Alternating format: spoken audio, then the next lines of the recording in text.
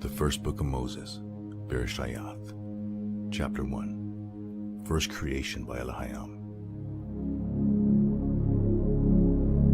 In the former time periods, as a powerful sign of working, chief son and heir Elohim filled with choice things, behold, as a sign Shemayim, the place of the names, and behold, as a sign Aratz, the chief place of running. But observe how Aratz was unorganized and empty, and Sheshach rose up from the deep waters, went up to its face, but the Ruach Elohim, as a wall of protection, moved violently upon the surface of the waters.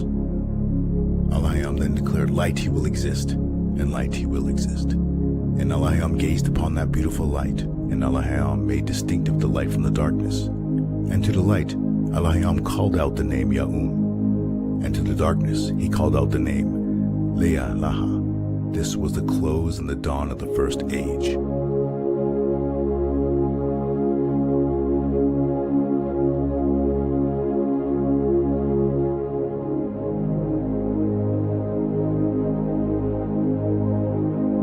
The Ketub Abarayath, or the Paleo-Hebrew, is a language over 5,000 years old. It chronicles a story branching forth from ancient time. His story, Yahweh. Walk into his story. Read the Paleo-Hebrew scriptures.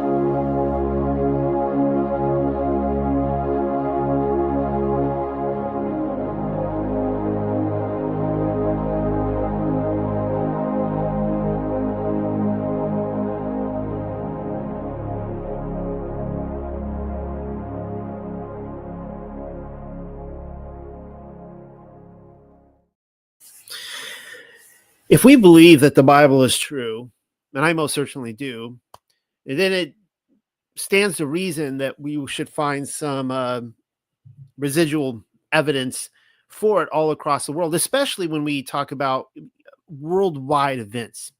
Now, I'll give you an example. It's tonight's presentation. Tonight's video, we'll be talking about the Great Deluge. It's amazing. You could look at Wikipedia or these different articles out there. They'll refer to as the Deluge myth, right? And it's very interesting that all across the world, on every continent, amongst all ancient civilizations, they talk about this great deluge, which is, of course, they're all in agreement that within their quote unquote mythology it happened. But I'll give you some other examples. You have the Tower of Babel. I mean, if it happened in Genesis 11, and all the tongues, the different languages, that the 70 initial languages of the earth go out from Babel, it would stand to reason that we can find different cultures all across the world that talk about the Tower of Babel. And they do, down in Africa and out in Asia and in the Americas, everywhere. If we believe that the Genesis 6 event happened, that would be the incursion of the sons of God. Not just talking about a localized sons of Seth. In fact, one of the things I would say discredits, or not discredits, but seems to not validate the sons of Seth theory, is that all across the world, again, on every continent, we have stories of the incursion of these god entities, ancient aliens, if you prefer, the Anunnaki, go down the list, coming down and taking human wives. And we have the giants all over the world. All right, those are just some examples I've given you. A couple weeks ago, we went over the Exodus account, and I showed you an incredible text that hardly anybody on this earth knows about that came out of Britain. Watch that video for yourself. And it gives just unmistakably the Exodus account. Of course, we have the chariot wheels, we have Mount Sinai, we have all this stuff. I mean, all the people out there saying that there's no evidence for it whatsoever, don't know what they're talking about. There's another one, the sun standing still. All across the world, even into the Americas, we have ancient cultures talking about the day that, in the Americas, they would say like the day that the sun never came up for a great amount of time, things like that. All right. Now, before we get into it tonight, welcome everybody. Shabbat Shalom. And somewhere on this motionless plane, I know that I know it's dark out for me right now. It is Friday night, which means it's that time again, 9 p.m. It's not sunrise for me here yet, but somewhere on this motionless plane, it is Sabbath. And to all my seventh day peeps out there, as well as my lunar Sabbath peeps, whatever is your Sabbath day, your day of Sabbath rest, Shabbat Shalom, everybody. I wanted to give you guys a quick tour. I need to do this every week, just of my website. And you're probably looking at this going like, what in the world are we looking at right here? This was, of course, a paper that I spent last week working on, updating a very old vintage paper of mine on Trump and making some of the conspiratorial time travel connections. And I gave a big kind of refreshing of it. Of course, we had Pope Francis that died this last week. I was sitting at my computer. It was Easter Sunday. I couldn't go to sleep. It was like 1 o'clock, 1:30 in the morning or something like that. And I'm just kind of like reading the news, kind of going through YouTube videos. And I'm reading about how, Pope Francis is, he went out on Easter Sunday and he's like blessing people and stuff like that. I'm like, okay, cool. Go to bed. I wake up probably on like 6 hours of sleep, got to get to work. And he's dead. I'm like, what in the world happened? I just read like 6 hours ago that he was up. Anyways, I cover that. I want to show you guys this right here. You can go to the website, and if you click up, you can, here's the store up here, but here's the archives room. We have all these different selections here. Today, I just want to show you, I showed you this last week. These are a bunch of the PDF papers that I write. I update these all the time. I'll show you in a second. I mean, some of these are 20, 30 pages, some of them over 100, 200, just on all these different conspiratorial scripture topics. I like looking at a lot of different things here at the Unexpected Cosmology. You can see I'm just going on this list. It's a long list. And unfortunately, this is just a handful selection of all the writings that I've done that are on the website. I haven't converted them all to PDF form yet. But you go over to my article updates page, and this is like my diary. I mean, this is public for everyone to see. And each day I put the date, 423, 422, 422, 422, 421, 420. And I take you through all the different papers that I am updating and adding like 9 to 10 pages of information each day. Just going through, I did a paper. I added almost 30 pages of information in 500 Years of the Phoenix this week. A lot of some incredible information on the Phoenix and how it connects with the Millennial Kingdom and the hidden wilderness, the blessed land. Touch more on the Paul is Dead. Back to the Future is an actual time travel movie. There you see the Wizard of Trump, time traveling presidents. I did some more work on Tia Teffy, the Stone of Scone, and the People of the Covenant. Did more work on the Lost Dance of the Middle Ages of the Millennial Kingdom, which is really fascinating. Did more work on the Resurrection 70 on Rome, the Rod of Yahuwah and Excalibur. You just go down this list, right? Mandela effect stuff. Anyways, check it out. And a lot of what you see here on YouTube is, it's something I do. Yes, I do YouTube, and I put out 2 or 3 videos per week. But the bulk of the work we do here is kind of behind the scenes, publishing books, editing books, writing books. Thank you for everyone out there for your support. We are looking for ministry supporters, especially as we are trying to put out the Paleo. We're trying to put out the entire Bible as translated through the Paleo. And we have several books out already. You'll find out more about that in just a second. So Untold Stories of Noah and the Great Deluge, the flood accounts you've never heard. Now, just to be fair, some of these you've probably heard before. Some, I can't speak for everybody. Maybe you've never heard any of these before. I'm going to give you several accounts. And there's probably at least a couple in here, unless if you're one of my hardcore like community members and you read all these ancient texts like I do. Yeah, maybe you're like in the 0.0001% of the population that has heard all this before. Starting out, what we're going to do is I'm going to read to you just to cover our bases of our scripture reading tonight. As a lot of you know, last October-ish, when it was time to roll the Torah back and start in Genesis again, I'm like, I'm not doing the Torah portions this year. I'm going to spend time going line for line study through Genesis, which is like a vacuum and you never really get out of it because there's so much there.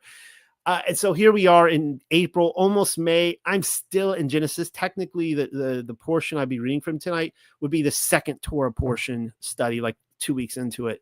We'll be covering the flood tonight. So let's read this. What we're reading from tonight is the Bereshith, the Paleo-Hebrew version of Genesis. And we have this available. Come check it out. We did a whole study on it last year, line for line through it. The Deluge foretold. So Allah Hayam declared to Noah, or you can see there would be Nuk, I will wipe away men from my sight, for the earth is full of violence from their presence. I will accordingly sweep them from Ha'aratz, that would be the earth. And of course, Allah Hayam would be the paleo for God. Make therefore for yourself an ark of pitch pine. Fashion the ark with docks and pitch it inside and outside with pitch. You shall fashion it thus. It shall be 300 amaha long. And you can see the word amaha here is usually translated cubits. And it means mother of the forearm. It shall be 300 amaha long, 50 amaha wide, and 30 amaha deep.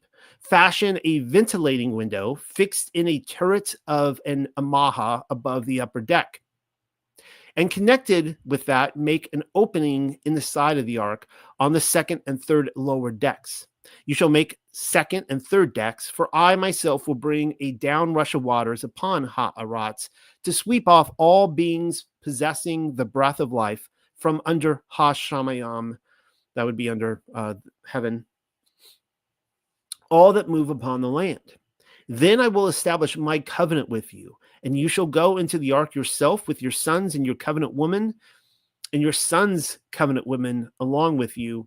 And from every animal of all kinds, 2 of each shall go into the ark to live with you.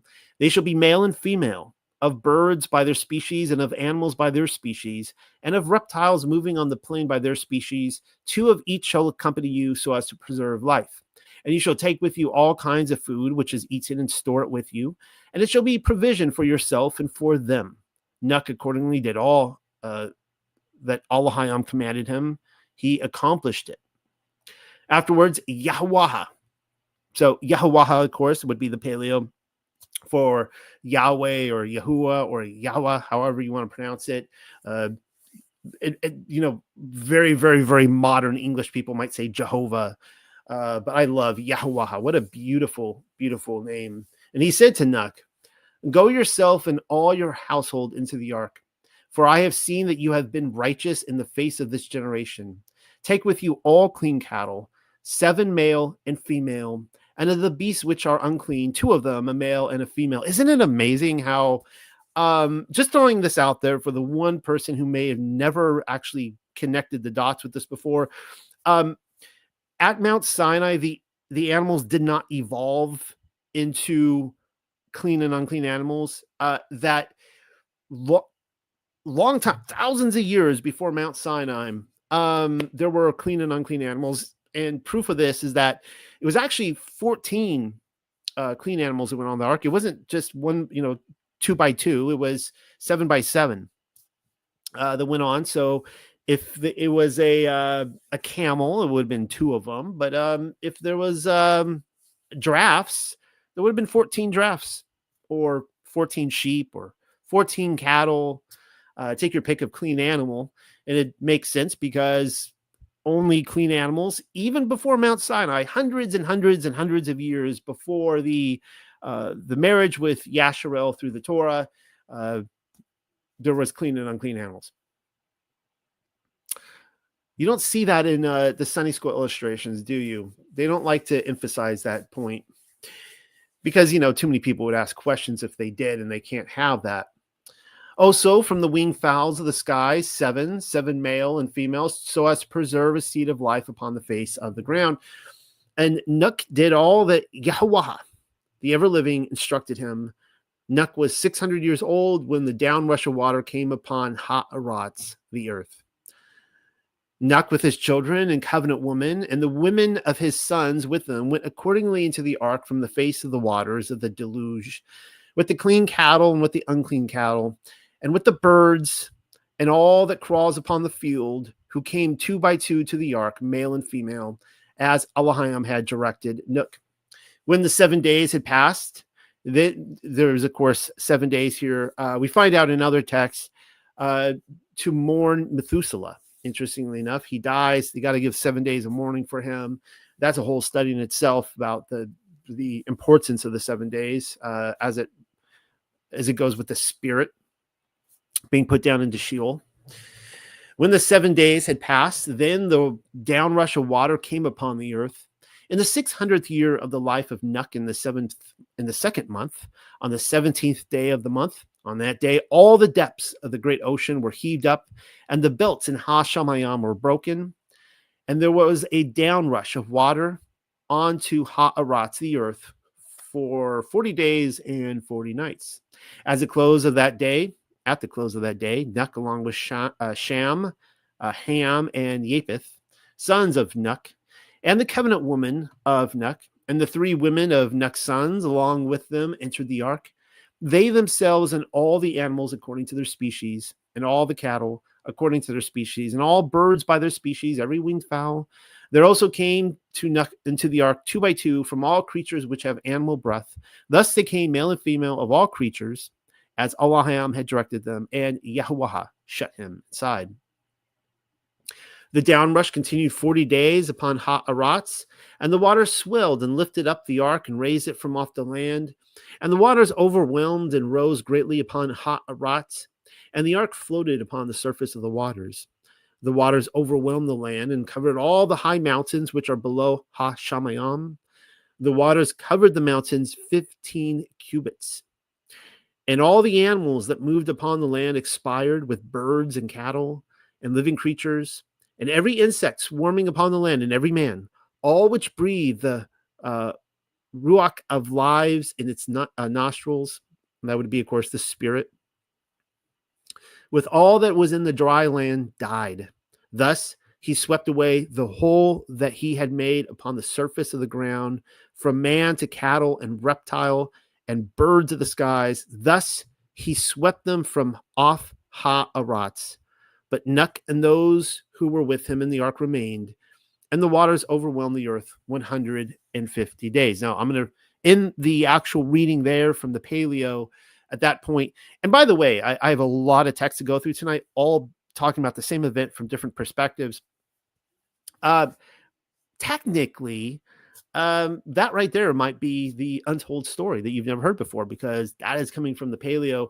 I do want to point out that I've noticed every so often I kind of, as I'm going along down this journey of research, there's these resurgences of the flood event being a localized event. And over the last year, I've noticed within our community and kind of the surrounding communities, there's a big uptick in discussion of people saying, Noel, you need to jump on board this idea. It was a localized event in Mesopotamia. Now, understand, I don't have a dog in this fight. If it was a localized Mesopotamian event, cool. I don't see that at all. And here's one of the reasons. Okay. The deluge myth. Notice I said the myth, or the great deluge, is told all over the world, and all the stories are the same, that the entire world was flooded, and that one family and a patriarch, he went by different names depending on the culture, but he was the father of humanity, and he gets on this boat and he saves everybody with the animals. It just seems strange to me that if this was a localized event in Mesopotamia, that all these other cultures would be reading about it in the news and going, that's so sad that those poor people in Turkey or Mesopotamia or wherever they were, Iran or whatever, it's so sad that all those people died. I'm so glad that family was able to escape on a boat. But let's infuse that into our very identity as a people, because that's such a cool story. It's like, no, like that doesn't make any sense at all. The one of the biggest, there is so much evidence for a worldwide flood, guys. in rather recently in history. There is so much evidence. As far as I'm concerned, it goes completely against a localized flood theory. You guys are free to believe what you want. If you guys want to believe it's a localized flood, I do think that there was a mud flood event. There was also a wind flood. Have you guys ever heard of that? I'm not going to be covering it tonight. There was also a wind flood event that took out Mesopotamia, the whole Babylon region, in the time of Semiramis and Nimrod. And there was also a mud flood, a localized flood. I do think there was a major flood event that went through there. We do have evidence for that. I don't think that was Noah's flood. All right. So let's jump now to our next text. We're going to begin looking at, this is really interesting. This is a British book called The Book of Origins. This comes from the Colburn.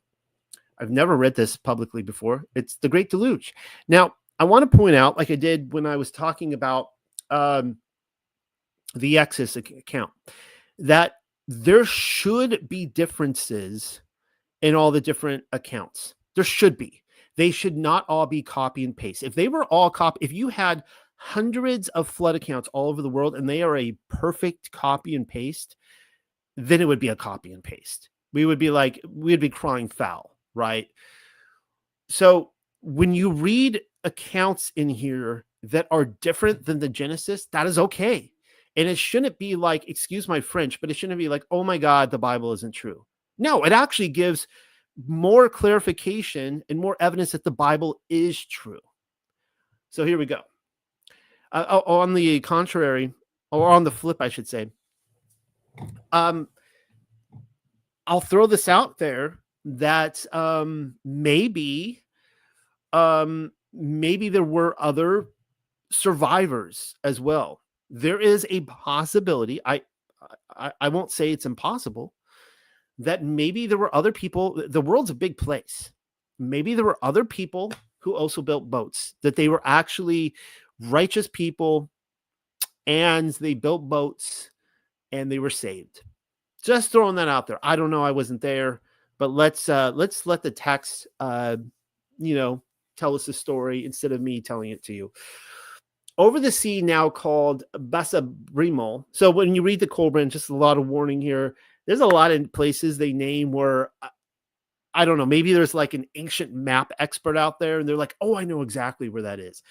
These places don't exist anymore. They did at one time. They're referring to places that are now lost to us. All right.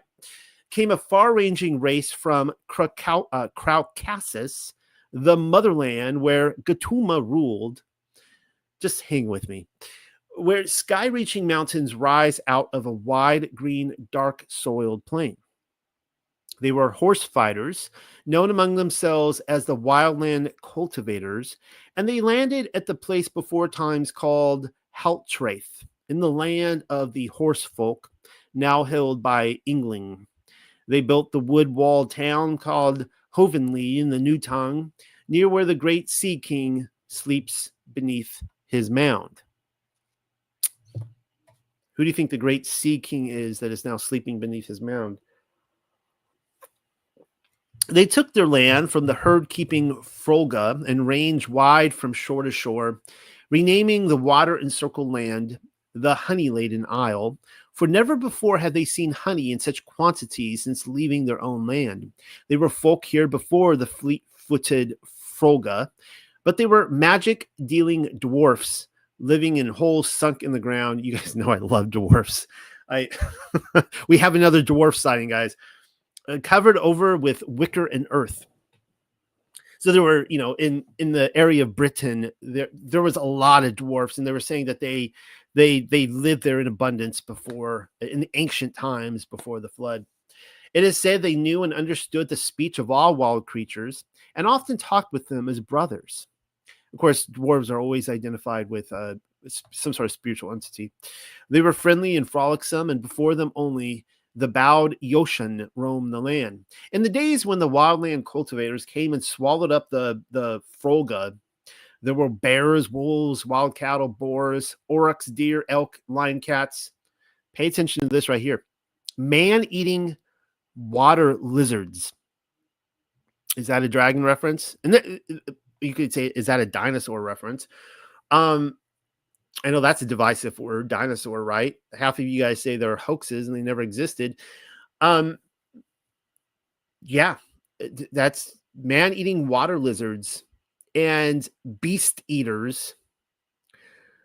So I'm guessing these water lizards were also the beast eaters. I don't know if the beast eaters are a second category that dwelt in lakes aplenty.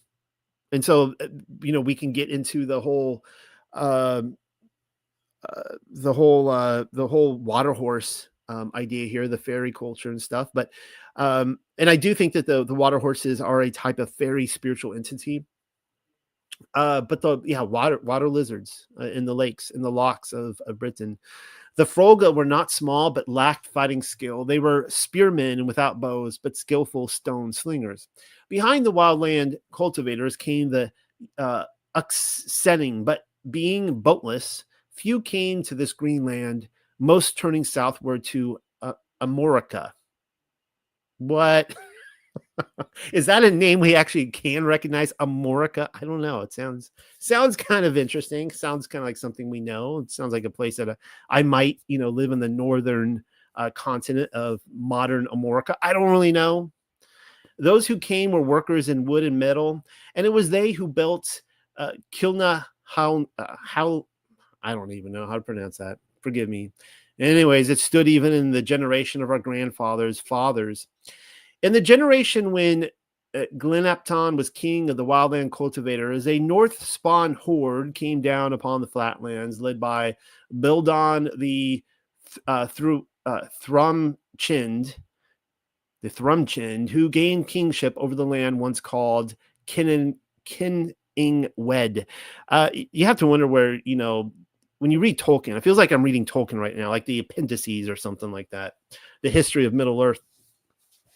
Colwader, the son of Glenapton, married a daughter of Belladon, and Freewell, son of Belladon, married a daughter of Glenapton, and there was peace. It was in the generation of their sons that Ben Landa, son of Bamlod, king of the Parsis, took the land, and all Britain moved southward. The southward moving folk established the places of their responsive gods, where once other gods had been haloed, and they took the place of Medrad. They took the lands of the cattle herding Baskala and the sea trading Tanning, and out in sky-wide Sinmag, they built the great hall of Carkilgul with material carried from the Fan of Illusion during the cold half of the year. In their generation, people of this blood, the black-banded Kilglane, built the wooded town of Merrowlivin, which stood until the coming of the long-sworded Hilwerin. This is going somewhere, guys. Its burning was a vile act of spite following their bitter defeat at the harsh battle of Billishmere, when King Faedlimid was slain and honorably buried at Cumbergles by the British battle chiefs.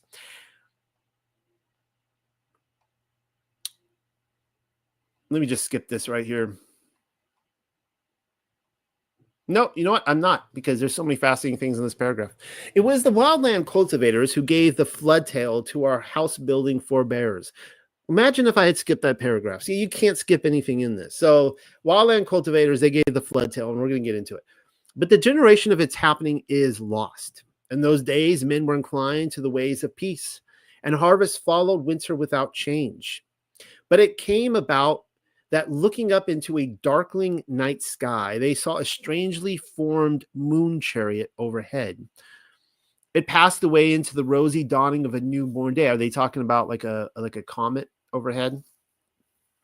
But then at the night end of the sky roof appeared the dread figure of Awam Korid, revealing itself to the eyes of wandering men. It crawled out into the brightness.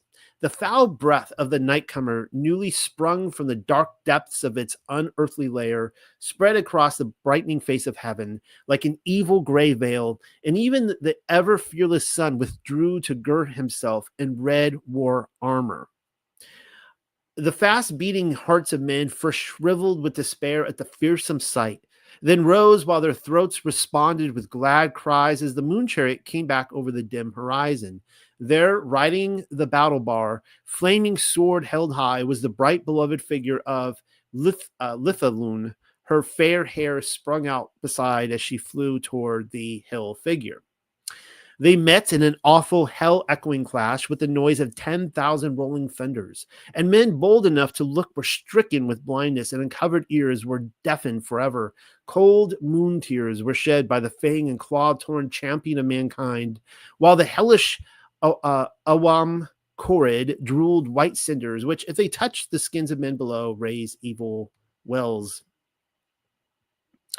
The unearthly foemen fell apart and hurled great self-created rocks at each other, and onlookers below dashed for protective shelter as they howled down out of the sky above. The very earth, herself immovable, was sickened with fear, and her bowels became loosened with dread. Her belly trembled before the awful sight. Men, looking anxiously to their lord, the sun, were dismayed to see his constant change of war garb, from red to blue, then to yellow, then green, then brown. Good Mother Earth opened her ground mouth and roared ear-cracking protest, while her whole comforting body shook in fear under the gloomy battle shadow form above. Men and beasts were drawn together in a strange brotherhood of fear, none doing harm to another. Those hardy enough to maintain a watch on the combat saw the flashing chariot of Lithalun crush the writhing body of the nightcomer, and then saw its vile black blood, thick like resin, fall upon the thankful bosom of earth. Where the blood fell, flames sprang up. The fear-heated, blood-despoiled body of Mother Earth was cooled and refreshed by the soothing moon tears of Lithalun, shed in womanly relief as she drove back towards her hidden abode in the recesses of heaven. So what in the world just happened? There's a lot to look at there. Not going to cover all that. You can see here, I got the highlighted. This gets into the part I really want you to see. But one of the things that they talk a lot about in the Colburn is that when there's these world-destroying events, that the Creator, our Father in heaven, always shows us signs in the heavens first. You look up and you see, people are dread with fear for things they can't understand and things that are coming. Most people, they see these things, they just don't know what to make of it. And they go on living in their ignorance or their arrogance and their transgressions. This is the tale of the sky fight, but whether it happened before or after the generation of Hestabal and the flood tale, none now truly knows. It concerns the doom dragon, which has come more than once and will come again, and the last music mankind will hear is the shrill throbbing notes of the doom song. I've had people point out to me before that every time they refer to a dragon in the Colburn, it is a comet. In this case, it might be. I disagree that it is just a comet. In the book of Creation, which I won't be covering tonight, it actually talks about the dragon that when it was killed and when it was slain, it was so massive and it was bringing about the end of the former world that it actually became part of a continent, and we could actually see it amazingly today in northern Africa. You could see that dragon was so huge, as they described, it was so big you couldn't see the whole thing in the sky at once. It was just it blackened the whole sky. That's how big it was. The horizon, both ends, you're just seeing like the belly. It was huge. And it made northern Africa. So it's pretty crazy. This is the flood tale which has come down to us from our house building forebears, and it happened in days generations ago when men were widely divided. Out into the gray, watery wilderness, where now the restless western waters roll and heave, there was a place called Terfola, meaning the far western land. So we know that Britain is like the furthest land west of Europe, of the quote unquote the ancient world. So pay attention to this now. If they're talking about land further west, way out there, a whole other place, and they call it Terfola, meaning, and they'll give a lot of different names to the same places in here. It was a country of high mountains, higher by far than those known to us, which if you're living in England is true of New England. And low green grass hills swept down from them to brown, fertile plowed lands at the sea edge. The folk of Terfola lived in fine houses. though the roofs were flattened, built on cliff shelves, and places high above the fertile valley floor. Ladders, now we know that what they just described are places like out in Arizona, New Mexico, and those places where they would live up in the cliffs and they would farm the land below. Ladders went up the side of the houses, for they were insured from the roof. The ways of other people are strange. They hunted the roving deer in open gladed forest, where there were no entangling brambles, and fished in quiet pools of gay splashing rivers. They plucked the plentiful herbs which grew in manifold variety, there being some for every known purpose. It was indeed a land of peace and plenty. The day came, as come it always must whenever peace and plenty abide, for then earth displays a defect in her instructiveness. When the soothsayers saw Colkers in the night skies, but they were unable to agree among themselves as to what these portended. Some said this and some that, while the wiser ones listened, saying nothing. Is that it? The wise men do say very little because they're surrounded by fools, and the fools won't listen to them anyway, so they just shut their mouths. You'll find this in life as you get older, and you start realizing, like, wait, I think I'm accumulating wisdom here, and you start finding yourself like not wanting to like talk to the fools, and you start finding that almost everyone around you is kind of foolhardy. So you just sit there in the back of the room and you say nothing. And when they invite you to speak, they're usually sorry that they do. The day came when sleeping earth awoke to a great silence and stillness, not a breath of air stirring the anticipating trees, and no bird left its perch, and every animal remained quiet within its den or in the field. They often say that this happens before earthquakes, right? That you can kind of like know it's about to happen. All was hushed and motionless, waiting. Then the soaring sun brought low, moaning winds, which stirred the trees and grasses to rustling, murmuring life. But all living creatures huddled close together. The sky roof above was darkened and lowered. It was ruddily hued and gave out sharp, whip-cracking sounds, as though it would break asunder. I almost think of like, you can think of like, you think of like ice cracking, maybe you're stepping on, or you could just think about that, like they're hearing maybe something with the firmament above. And now and then a shrill, long-drawn cry. In heart-thumping procession, awesomely figured sky gods never before seen passed overhead. Men lived through 2 fear-struck days of dread, not knowing what to expect, during which time there was no true night, one heart-stopping sight after another passing before their horror-filled eyes. When darkness did fall, it was not the restful night darkness which soothes work-weary men, lulling them to revitalizing sleep. No, indeed. It was that form of darkness known as the smothering cloak of Thunor, though never before had it spread so wide. Water streamed downward from the fountain spouts of the sky, not as rain falls, but as water drops out from a pail upturned. So when we're talking about ancient cosmology, of course, right? I mean, when they're talking about the windows in the heavens opening up, they're not talking about clouds in the Bible. We're talking about the literal firmament above us, the dome above us, the windows that open up. And that's how they're describing it here. They're noticing that's not rain. Like you're seeing, for those of you who live out in big sky country, when I grew up in California, you never saw the rainfall. Like you have the gray clouds overhead and look, it's sprinkling or raining or whatever. But when you go out to big sky country and you could see like 20, 30 miles, whatever out, and you could see just it looks like cotton, like black cotton that, you just spread out. It's a beautiful thing to see. And here in South Carolina, we see it all the time. But they're like seeing, it's almost like a hose or something, like just like water just coming straight down, like a whole like waterfall of water. That's the way it seems to be describing here. Neither was it the pure true rain.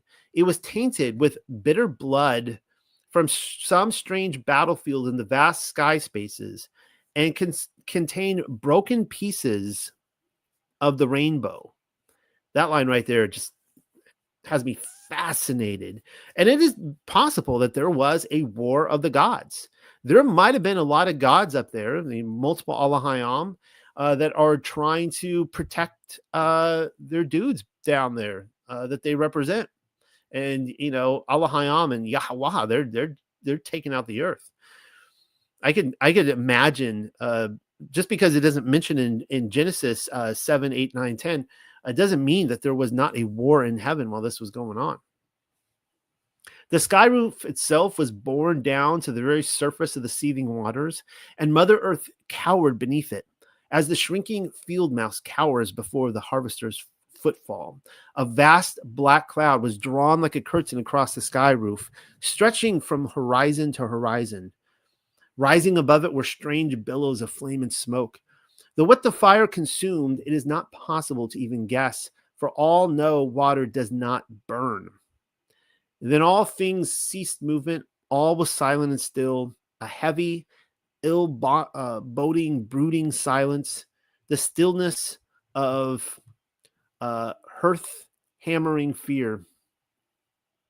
Then with awful suddenness came a high wave wall of dark, white fang-edged waters, right? So, I mean, you don't even have to be maybe out on the beach here. You're just looking out at the horizon, and this is a tsunami coming in, right? It's coming in. It's taking out everyone at the same time. There's no, yeah, I won't talk about the geological columns in this. Say that for another time. It's sweeping swiftly along in fearsome irresistibility. It carried everything before it as a broom sweeps the floor, and accompanying it was a high-born note, long drawn out. That's kind of interesting to think about this. Is it like a trumpet blast, like a shofar that was blowing? Like you see all the videos out there of people hearing the like up in the sky. Like it might have been something like that. If you guys ever saw the video footage, I'm thinking of, I think it was 2012-ish, somewhere around then. There was that was a tsunami that came in and took out a part of Japan. And when that wave is coming in, it's not like it's not being bipartisan or anything like that. Like it's taking out everything equally. Man, car, house, dog, tree. It's just like a broom, just taking everything out.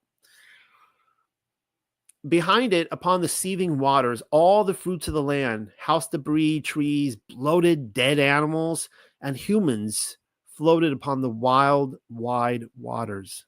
There was an earthy brown, foamy scum, which drifted strangely over the surface, not sinking, yet not like oil, for it was gritty. It was irregular and held together. It was like the scum on a fuller's tub. There was a great downpouring of rain, which stopped after 7 days. Then the sky roof rose back into its proper place. Now, right there, you see a little bit of instead of the 40 days and 40 nights, 7 days. That's okay. It's okay to have these differences. Like I said, we're not doing a copy and paste here. But it went for 7 days according to this text. Then the sky roof rose back into its proper place. And our fear-struck forebears saw once more the blessed light of day. Now, I don't know if you notice what just happened here. That there were, according to this, there were survivors. All right. So this is another variant from the Genesis story. Most people were taken out, but there were some people, for whatever reason, they were high enough that there were survivors. And these survivors, they stood upon their drenched mountainsides and saw great trees, the like of which had never before been seen, float past. Hell-formed hideous things came up from the depths, and swelling burst on the surface. There were fearful sea monsters and great whirlpools, terrible things from unknown places. Wild creatures were washed about, dead or dying. The surging seas tore between the high mountains in great riptides of dirty water. Standing on their hilltops, our frightened forebears saw the swimming house made fast against the sea come up to the land, and out from it came men and beasts from Terfola. So here we have right here. Now it's the swimming house, right? So this is it's a houseboat. It's a very large boat that they see these men, they come out on the dry land. It was built as a house on a high platform, standing well above the waters. When they had landed and made themselves secure, the black raimented strangers, so they're saying that they dressed in black, built a tall tower of stone upon which they kept an ever-burning fire to honor the gods who brought them to safety. It was said that if the fire ever went out, the waters would rise again. Now, another variant here, if you were to check the hundreds of deluge tales all over the world, every single one of them, I'm pretty sure, will say that the survivor, the patriarch on the ark, he worshipped gods, plural. Whereas we know that Noah worshipped Yahweh. Now, so that's again to be expected. I was going to say something else. Whatever, I'll probably come back to it. But there's actually, it's not just one boat survivor here. Upon the surging waters. Oh, yeah, I remember what I want to say. For those of you who are unaware, the writers of the Kolbrin, which we were reading from, they were very anti polytheism. They were worship one God. We say in the Paleo, Elohim, he is the father of all creation. They were against idols. They deplored idols. They were very Hebrew thinking in a lot of ways.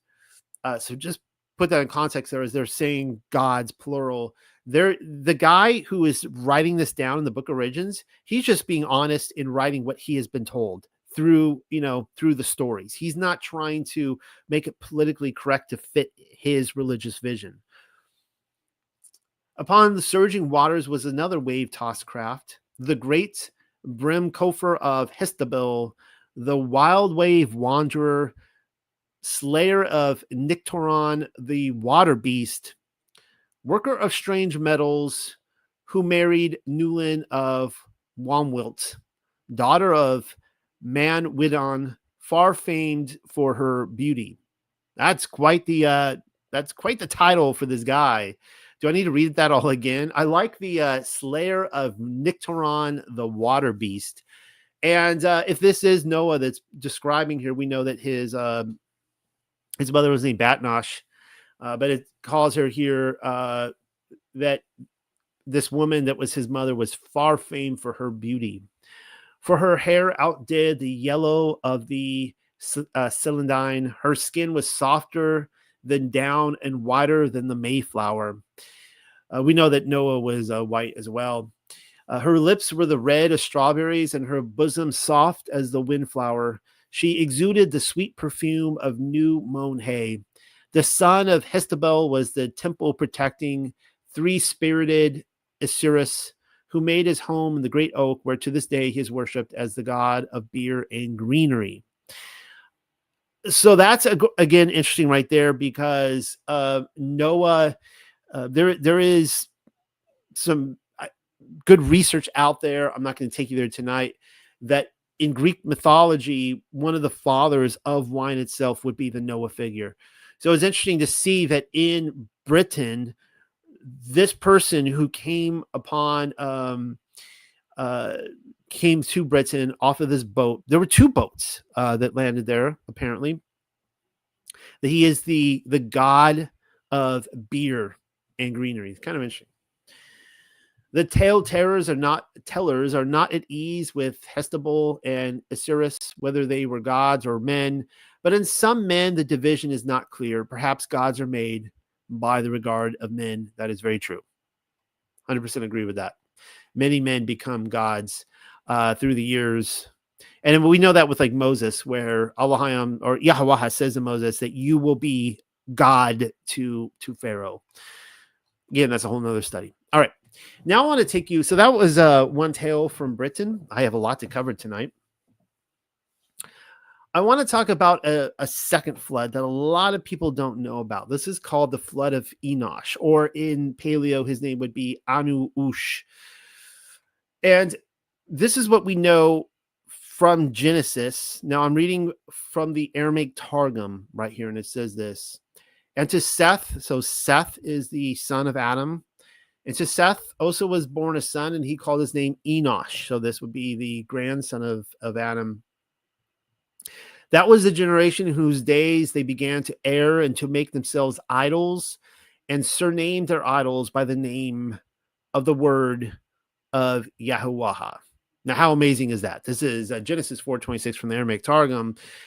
And I have a picture here of the crucifix. Of course, to make it a crucifix, you slap Jesus being crucified on there, which is, I'll say, it's just straight up evil. Like, if you ever want to see me flailing my arms and running out of a worship service screaming, just like bring the crucifix. And as for anyone who doesn't know out there, you can't officially have a Catholic mass unless if you are presently crucifying Messiah. Now, some of you will disagree. Come at me, bro. Let's talk about this. I actually won't say who it was, but there was a famous flat earthist who is no longer, he went to Globe Earth. He was raised in a Jesuit school.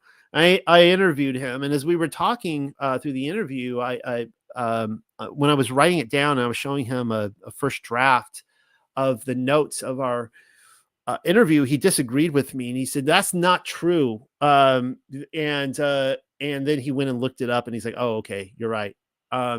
Anyways, so it's kind of interesting that we see that in the days of Enosh, idolatry was going rampant, but when they did, they were making idols by the name of the word of Yahuwah. So we know that's Yahshua or Yeshua.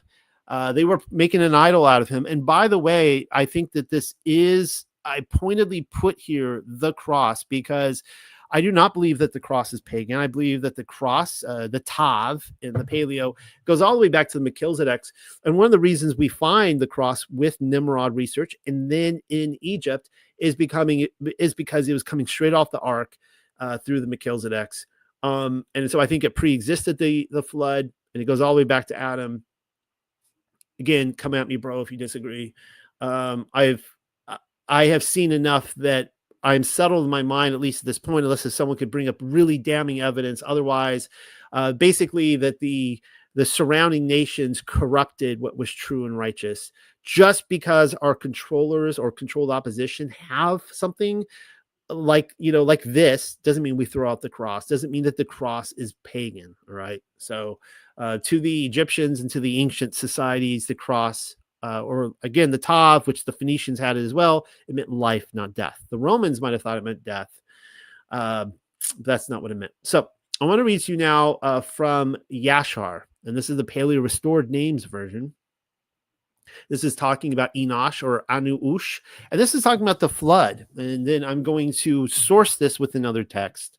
So, and Shath lived 105 years, and he begat a son, and Shath called the name of his son Anu-Ush, saying, because in that time the sons of men began to multiply and to afflict their souls and hearts by transgressing and rebelling against Elohim. And it was in the days of Anu-Ush that the sons of men continued to rebel and transgress against Elohim, to increase the anger of Yahuwah against the sons of men. And the sons of men went and they served other Elohim, and they forgot Yahuwah who had created them in the earth. And in those days, the sons of men made images of brass and iron, wood and stone, and they bowed down and served them. So again, we're seeing a second source here, even though the Aramaic Targum ties it in with the word of God, Yeshua. They're agreeing here that there was a lot of idolatry that was going on at this time. And every man made his Elohim, and they bowed down to them. And the sons of men forsook Yahuwah all the days of Anu-Ush and his children. And the anger of Yahuwah was kindled on account of their works and abominations which they did in the earth. And then get this right here.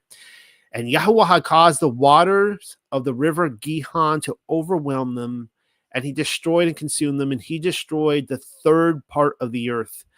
And notwithstanding this, the sons of men did not turn from their evil ways, and their hands were yet extended to do evil in the sight of Yahuwah. Now, if we're talking about a localized flood theory, this is kind of interesting because Gihon is described as one of the four rivers in Eden. And if we're strictly talking about Mesopotamia here, it looks like they're talking about a localized flood. which means that the third part of the earth that was destroyed is just really talking about a third part of Mesopotamia. Again, I don't think that's the case. And I think that there's more going on here with the four rivers that have to do with the different oceans. You know, yeah, I'll let you guys figure that out. But I'm not completely convinced by the four rivers theory in Mesopotamia that were coming out of Eden. I think something else is going on. So we're going to look now in the book of creation, and I'm going to show you an account which I believe matches with the flood of Enosh. Not only that, this account actually shows that what they were doing when they built the Tower of Babel, when Nimrod did. I do believe that we have the mountain. I know people are looking at different sites. I think it is out there in Asia, in the Himalayan mountains. But this same mountain, they were attempting the same thing that Nimrod did afterwards. So it happened before the flood and again afterwards. So you guys can see this for yourself. This is written in the record of Beltshira. In those days, the people were wicked, and though the wise men among them gave many warnings of the wrath to come, and who do you think some of these wise men were? They would not listen. Such is the way of the wicked. So this is why wise men just shut their mouth eventually. They're like, you're just going to hate me more for talking, so I'm just going to, like, why am I going to throw pearls to the swine, right? So it came about that the hastening spirit became stirred up against them because of the odor of wickedness arising from the earth. For her nostrils abhor the smell of evil. This is a smell no man can know. For as the hounds know the smell of fear, which no man can detect, so can other beings know the smell of wickedness. Isn't that interesting? They always know, like, dogs can, the same thing with horses too. Horses can like read our kind of emotions and stuff. They can read us better than we can read ourselves. That's interesting. There are some beings that know the smell of wickedness. And here we go. The great floodgates, which are above the earth, so in the firmament, were all opened. Thus the floodwaters rose up to cover the land, and great rainstorms lashed down. The winds could no longer discover their destination. Now, just be clear that this is not talking about Noah's flood. In this book, they actually do talk about Noah's flood. We'll be covering it. This happens beforehand, chronologically. The people left the plain of Shinar, there it is, or Shinara, and fled up into a great mountain rising above the flatlands below. This would be the same flatlands where Nimrod settled down after the flood. And here near the summit, they camped, feeling themselves secured. Now, keep in mind, this flood of Enosh is not destroying the whole earth. It's just a third of the earth, so it's not rising to the top of the mountains. So they're on the top of this very high mountain. They're looking down. They could see this mass destruction down there. They're like, it's not coming up to us. We're good to go. And the wicked mocked, saying, no water can ever reach up here, for there is not enough of it in heaven or earth. Still, the waters rose even higher, and the mouths of the wicked were silenced. The priests of the people danced and chanted in vain, and many rituals were performed to appease the wrath above. There came a period of quietness. Then the people built a gateway to heaven, wherein the chief of interpreters might commune with the other realm. So, some people say with the tower that it's not necessarily about height. It could have been like some sort of like what is it? What is that movie? I can't think of it. The Egyptian one. It's so embarrassing. I'm alive. Stargate. Duh. Yeah, Stargate. But it could have been some sort of portal or something like that they built there. The same place where apparently Nimrod was trying to build up. He entered into the silence and cast his spirit. And when he had done so, it contacted the hastening spirit, which men call by other names. Her voice was heard within his heart. And it said, so who is this feminine voice that we're hearing here? Is this Hakamaha, the Ruach HaKodesh? And it said, I am that which has been called forth by the odor of wickedness arising from the bodies of men, which no incense can disguise. For as the smell of putrefaction assails the nostrils of men, so does wickedness give forth something which assails us in this realm. Wickedness is therefore an offense against us. If a man threw filth over the wall into your courtyard, Would you not consider this an act of hostility? Could any among you live in harmony with those who were insensitive to your own insensitivity? Thus, I am awakened to happenings in the world of men and am now clothed in a performing substance. And the Spirit being said, I have no desire to unduly punish men. Go out to the people and tell them that if they will but mend their ways and walk no more in the path of wickedness, I shall depart. But when the chief of interpreters returned to the people, he found them fearful and distraught, clay in the hands of false priests, devotees of the baleful gods. The false priests were crying out for a sacrifice to their gods and had seized Annas, a young man more handsome than any other, a messenger and runner between cities. Then, though they whispered fearfully among themselves concerning the deed, the people had seized Nanua, handmaiden of Eloma, the enlightened one, whose life was dedicated to Ilana, for she had cried out curses upon their heads when the young man was taken. Now, Anuna and Annas, so Anuna again is the daughter of Eloma, the enlightened one, and Annas is the courier, were held by the false priests, and about them surged the great mass of the people. And though the chief of interpreters raised his voice, it was unheeded. Then the mass of the people moved down to the water's edge, and there they stopped while the priest shouted prayers to the gods raging above. All the heavens were darkened with great rolling clouds, and there were high winds and lightning about the mountaintop. The people rent their garments, the women wailed, and men struck their forearms. Annas was beaten with a club and delivered to the water. Now this is kind of interesting because I have other books at my disposal, one like the book of Lamech Cain, which says that before the flood, they would pass people through the waters, versus later on when they would pass people through the flames. So you have water and fire, and the people back then knew that there was a judgment that Allah Hayam, the creator, dealt in judgment of water. If he wanted to judge wicked people, he would flood them.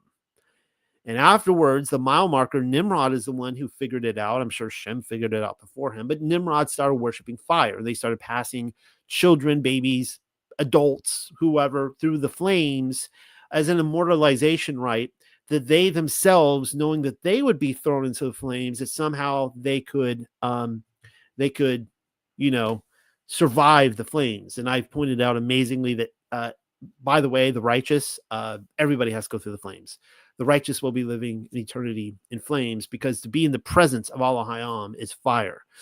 Of course, they don't want to live righteously, right? It's the backdoor approach. But anyways, so what we just saw happening here is that they were delivering this man to Leviathan. They were passing him through the waters, hoping that they could receive these immortal rights, that they could survive the judgment, rather than just repenting and living a righteous life, right?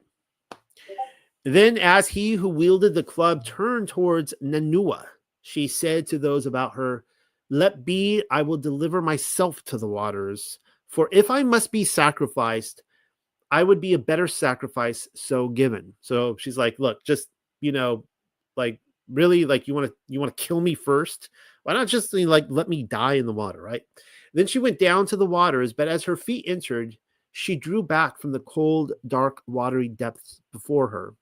But as the one who wielded the club moved forward, a young man, Shiluatz the scribe, a man of quiet ways, neither handsome nor strong in body, pushed forward and, taking her by the hand, went down into the waters with her. The waters had risen high, and men shared the place where they stood with wild beasts and with sheep and cattle. But now the tumult quieted, and the waters drew back. Seeing this, the people shouted to the baleful gods and cried out, "Great are the mighty gods, and great their holy priest." Something interesting is happening here. I'll let you know what I think it is after I read it. What I think is happening. The chief of interpreters went sorrowfully apart, hiding himself, for now he was fearful for his life. When the waters had subsided, he cast his spirit and entered into communion with the hastening spirit. And he said, "Shall I also enter the falling waters as a sacrifice?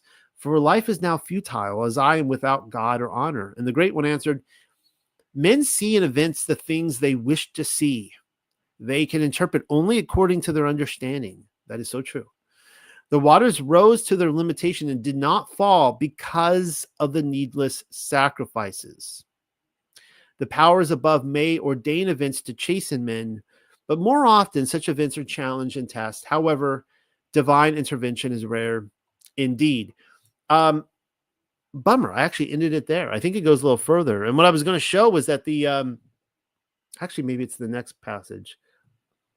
Mum's the word. I'll keep silent on it. But that last line there is, now keep in mind that, again, the writers of this book, they hate idolatry completely against. They believe that there is the one true creator. There are multiple spirits out there, but the one true creator is to be worshipped. And this is just a Colburn moment right here, where they talk about, clearly these wicked people, they didn't amend their ways. And this great spirit here is telling them, like, you're going to keep, you're just going to interpret your survival however you want. But I'm telling you that there has been mercy shown on you to amend your ways, and you're not getting it at all. You think that you sacrifice these people, and that's what did it. All right. So let's jump ahead now.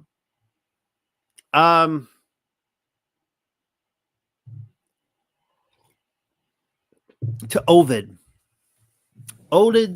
Metamorphosis and the Giants. And this is interesting in other ways, particularly because of the sheer amount of fossils out there. So this comes from Metamorphosis. So this is actually before the flood account. And this is the giants right here that he's talking about. And he says, rendering the heights of heaven no safer than the earth, they say the giants attempted to take the celestial kingdom, piling mountains up to the distant stars. So we just read this account that they tried to take heaven before the flood. We know about Nimrod afterwards, but I'm telling you that it was a repeated event, that there was a Tower of Babel event before Noah's flood. And you can see how they're doing right here, piling mountains up to the distant stars. And I actually think that's how the Tower of Babel, they did it. That's why you can go see the ruins of the Tower of Babel to this day. And a third of it was destroyed, just as they say in Jasher. You could see where it was charred and all that kind of stuff. And this tower they were building was just building this massive mountain. They just kept stacking and probably building out as they went. And then the all-powerful father of the gods hurled his bolt of lightning, fractured Olympus, and threw Mount Pelion down from Ossa below. Her sons' dreadful bodies, buried by the mass, drenched earth with streams of blood. And they say she warmed it to new life so that a trace of her children might remain, transforming it into the shape of human beings. But these progeny, also despising the gods, were savage, violent, and eager for slaughter, so that you might know they were born from blood. And I just threw that account in there based on what we just read to give you a little bit more about the idea of this tower that's built beforehand. So let's talk a little bit about Noah and his wife, Pirha, and how do you pronounce it? I don't even know. Deucalion? Not really sure. I'm not really interested in the whole story about the building of the boats and surviving. I want to cover, they asked for help afterwards. I want to cover the way the human race is recreated. You can actually see a picture of it right here. And what they were told to do, I'll read you the text, but what this Noah and his wife character were told to do is to pick up these stones and throw it behind them. So what do you see happening here? You see all these people, kind of these like shadow bodies rising up. As Noah threw stones behind him, the stones started becoming people. And as she threw stones behind her, they started becoming females. So he did males, she did females, and they started repopulating the earth very quickly. I think that this is interesting account because we talk about this a lot in reset events, where you see like this worldwide destruction, and all of a sudden there's this mass population explosion afterwards. We talked about this with like the mud flood event, and then all of a sudden there's the orphan trains and Cabbage Patch babies, orphans all over the world, and the incubator babies, all this kind of stuff, right? Where did all these babies come from? There's different theories out there. But some people are kind of asking, and I don't have an answer for you, but I get asked this all the time on my Discord channel, emails, YouTube, you name it, social media. They're like, Noel, what do you think about, all these children of the mud flood? They don't want to say the reincarnation word. They want me to say it, and I don't say it. But yeah, so let's just read what is happening here, and I'll let you guys kind of tack this on to the evidence bandwagon of events, of reset events. So we see this here. Though the Titan's daughter is stirred by her husband's thoughts, still hope is uncertain. They are both so unsure of the divine promptings, but what harm can it do to try? So they descended the steps, covered their heads, and loosened their clothes, and threw the stones needed behind them. This is the Noah and his wife character. The stones, and who would believe it if it were not for ancient tradition, began to lose their rigidity and hardness, and after a while softened, and once softened, acquired new form. Then after growing and ripening in nature, a certain likeness to a human shape could be vaguely seen, like marble statues at first inexact and roughly carved. The earthy part, however, wet with moisture, turned to flesh.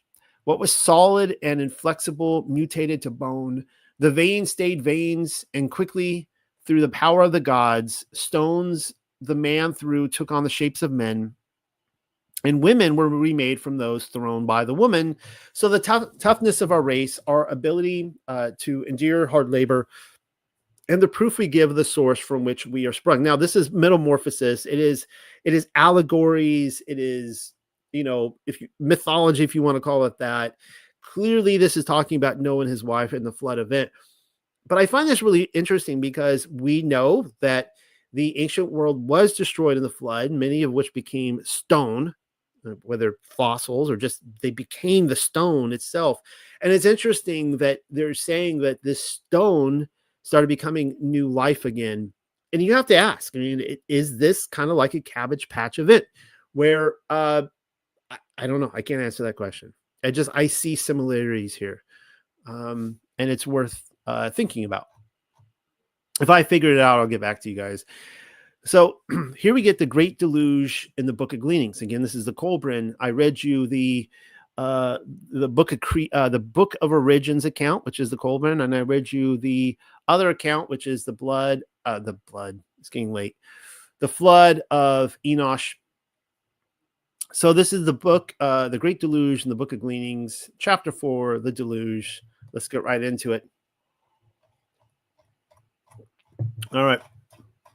Looks like you got some reading ahead. I think what I need to do, we're still good on time. I need a little bit more coffee. Give me a moment. Pour yourself another cup of joe. It is written in the great book of the fire hawks that earth was destroyed twice, once altogether by fire and once partially by water. The destruction by water was the lesser destruction and came about in this manner.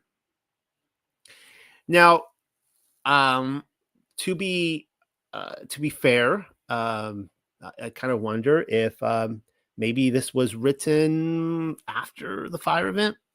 Just throwing that out there. I do think that the earth was destroyed by fire in the 500. Some of you are like, this guy's crazy. Hey, look, I've just read a lot of books, and I think that there was a worldwide destruction event where like the end of the world happened in the 500s. Like there were like hardly any survivors, and all genealogies point to this massive explosion in the 500s, and there was a worldwide fire event. So this might be a reference to that fire event, to saying, look, the fire event has already happened, but before that, there was this water event that destroyed the earth. The people of those times spumed all spiritual things. Oh, I'm sorry, that should be spurned. They spurned all spiritual things. That's my bad. And men lived only for pleasure, caring little for the good of mankind or the future of the people. Lewdness and lies were upon the tongues of all men, and brother could not deal justly with brother. The princes and governors were corrupt, and proper tribute was not paid. The statutes were held up to scorn. The lives of men were led by their desires, and they spent their days in gluttony, drunkenness, fornication, dancing, and singing to instruments of music. Sounds a lot like today, doesn't it? The land was unattended, for men dissipated their strength in unproductive lusts and pleasures. Women lacked shame, for many would cast their glances after one man.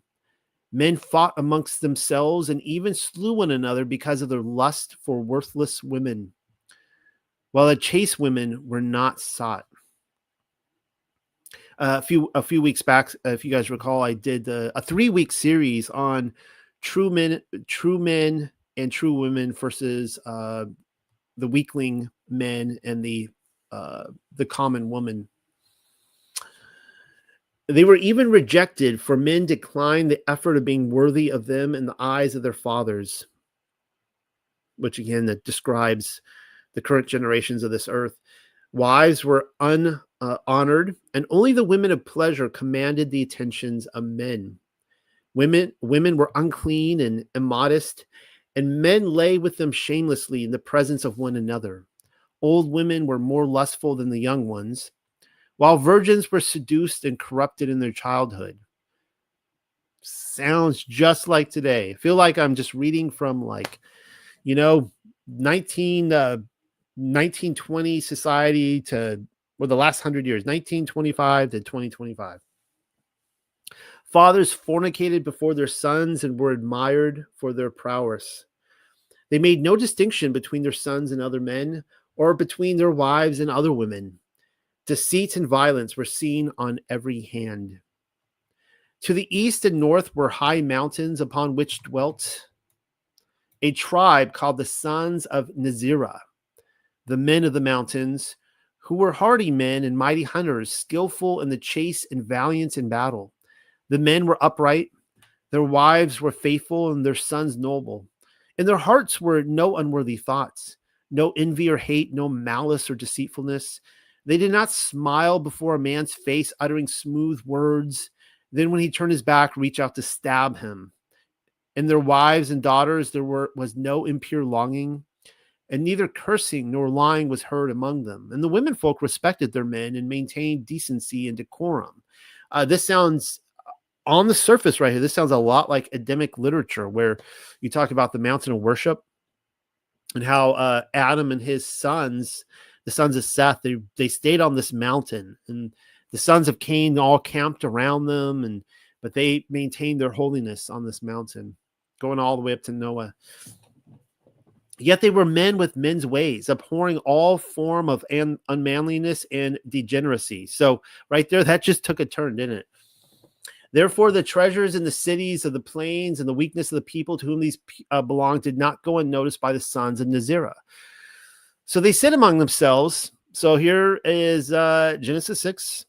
This seems to kind of go into the sons of Seth theory versus the sons of God, right? And I have given videos in the past where I have shown that I believe both literally coincide at the same time. The Aramaic Targum is the one that gives it away. That there were the sons of God in heaven that came down, but also the sons of Seth that also went down.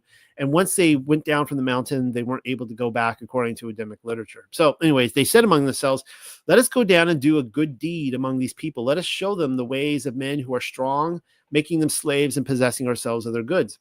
This talk continued among the men in the marketplaces and gatherings until they were stirred up to deeds, and they gathered together a war band of fighting men. And the mountain men chose leaders from among themselves after their custom and prepared to fall upon the soft living people of the plains and become their masters.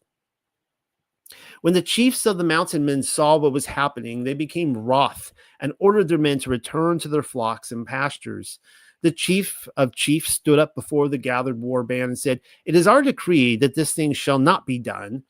You must not go down from these mountains, bringing the sword to these people. Leave them alone, as rotted fruit is left on the tree to wither and die.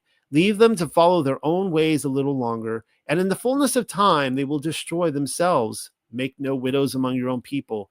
If you go down there carrying fire and sword, you may find a trap laid for you among the flesh pots. The attraction of their pleasure and the temptations of their luxury are to strong men such as you, like the lure the flame has for the moth. Do not lay yourselves open to destruction, even though the manner of its accomplishment be pleasant. If you must destroy this people, then destroy utterly, so nothing remains. They are many while we are few. And though by the keen, hard-hitting sword we may prevail in battle, yet might we not be lost under a deluge of soft feathers? Will you be wise enough to sup on milk and honey without being drowned in it? For a time, the fighting men heeded the words of their chiefs, for they were neither willful nor reckless. But there were some among them who went down to the plains in peace. They returned with tales of treasures and pleasures awaiting below, reporting that the time was ripe for an attack, the warmen hired by the lowlanders having departed.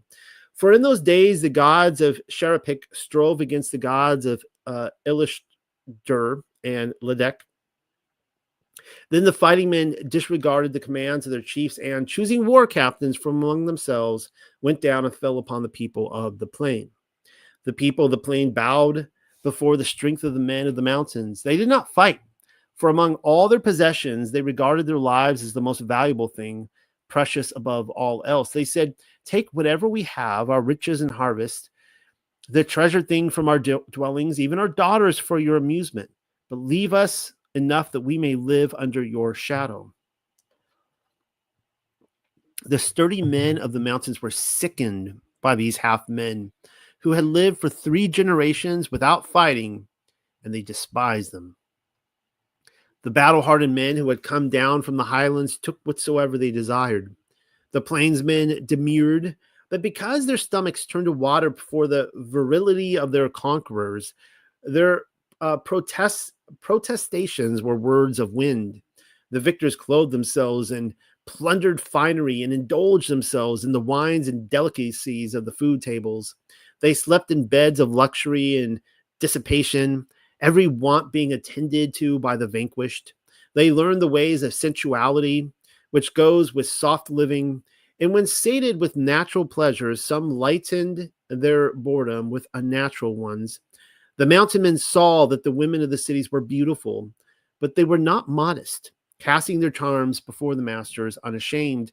So it followed they were taken when required and treated as chattels. The women did not complain, though hitherto they had stood equal with their menfolk. But women's equality with half men is not something of value. Ouch. Let me just read this line again and see if this actually connects with like where we are in history right now. The women did not complain when these men came down the mountain and treated them as such, though hitherto they had stood equal with their menfolk beforehand. Now these alpha males are coming down and conquering, and they were just surrounded by these beta males. But women's equality with half men is not something of value. So, and this is what the feminist movement has done. They have created, according to this, half men, where, you know, they're all like equal together. And it's, yeah, let's just bring it into that right now.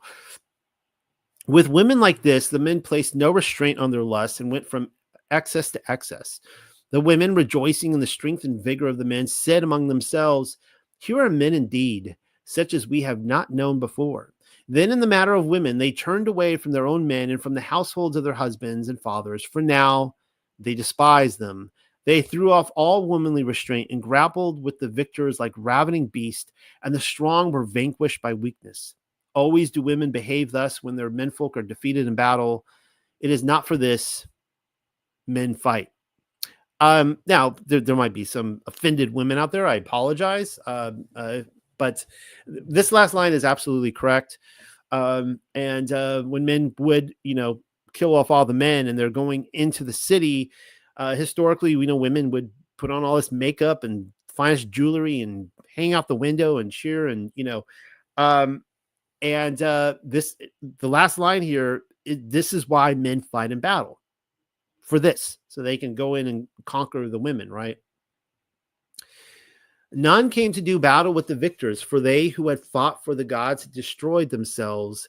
And in the fullness of time, the victors too were destroyed by the flesh pots, by fornication and drunkenness, by ease and luxury. So do you see what's happening right here? If this is telling the same story of the sons of Seth that went down the mountain to join with the daughters of Cain, they too became the sons of Cain afterwards, right? They were never the righteous men that they once were again.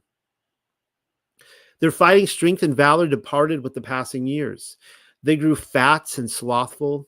They who had come down in manly array to fight and win, who could not be challenged in battle by the lesser men of the plains, were eaten by the mansions of pleasure. There's another typo on my part. Apologies. I don't even know what that is supposed to say.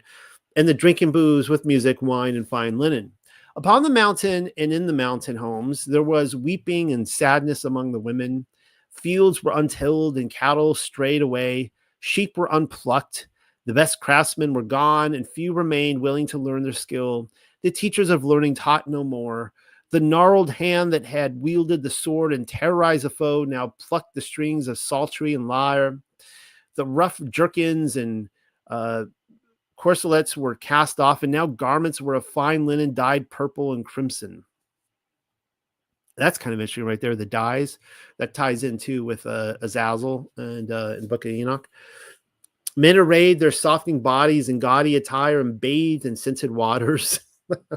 For all you men out there that like bathing in scented waters. I mean, apparently the writers of this book they frowned on that activity. Maybe they liked men who went down to the cold, took the polar bear plunge in the morning, like a true man, I guess. They didn't scent their waters. They rejected their own women for those of the cities whose hands and feet were stained with bright colors and whose faces were marked with blue. Again, according to all the actual biblical texts that I could find, it was Azazel who introduced the painted faces, that blue dye on women, and gave the coloring of clothing. One day from afar off came 3 men of artists, their country having been stricken by a mountain burst. They were worshippers of the one God, whose light shines within men. And when they had lived in the 2 cities, so again, these are going to be the heroes to the Colburn writer, right? Because the one God, they're not going to be idol worshipers. They're not going to be worshiping a bunch of gods, just the Creator God, whose light shines within men. And so these are prophets. And when they had lived in the 2 cities for a number of days, they were stirred up in heart because of the things they saw.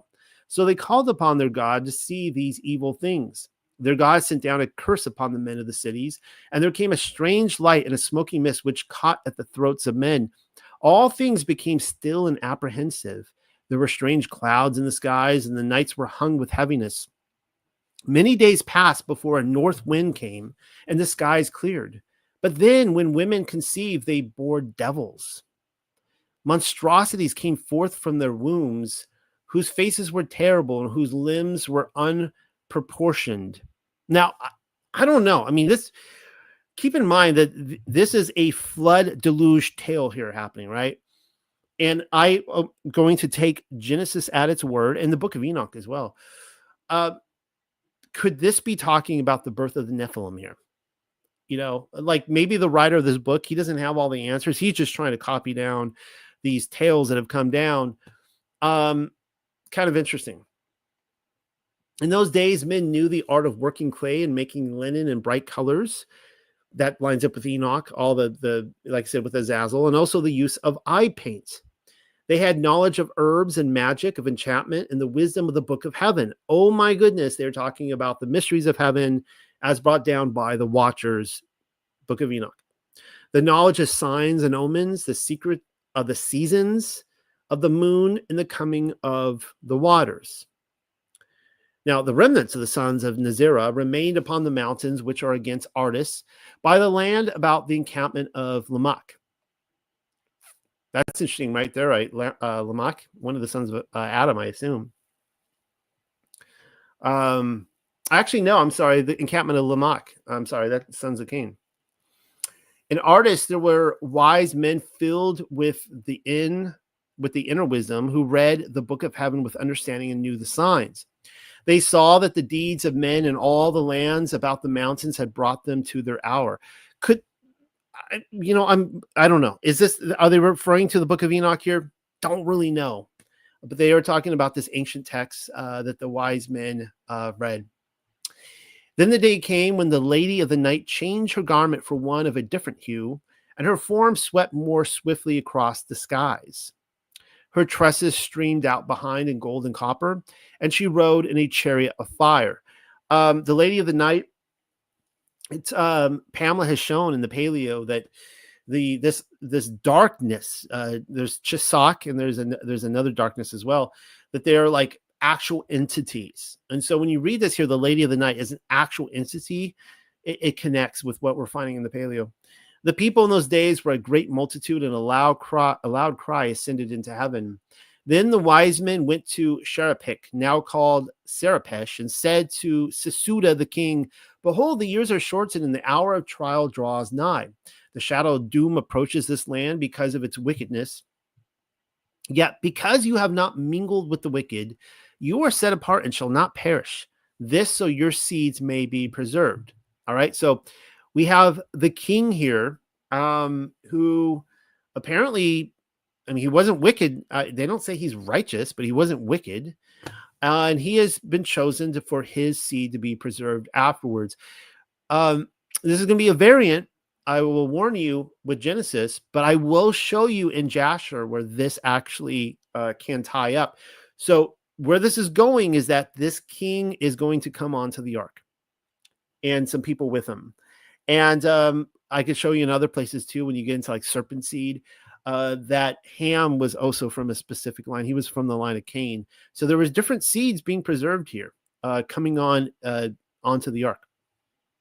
Then the king sent for Hanok, son of Hoga-Rutur, and he came out of Ardis, for there he had heard a voice among the reeds saying, "Abandon your abode and possessions, for the hour of doom is at hand. Neither gold nor treasure can buy a reprieve."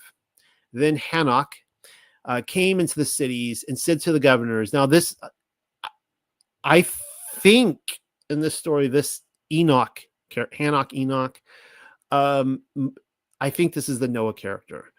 Kind of mixing some names here, but it's interesting that this Hanok has been passed down. So then Hanok came into the cities and said to the governors, "Behold, I would go down to the sea and would therefore build a great ship that I may take my people upon it. With me will go those who trouble you, and they will take the things which cause you concern. Therefore, you will be left in peace to your own enjoyment." And why is it that these people trouble them so? Because they're righteous. Righteous people are terrors to the wicked.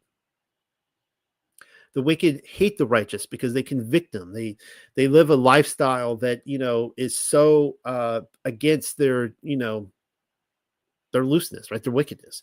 And the governor said, "Go down to the sea and build your ship there, and it will be well, for you go with our blessing."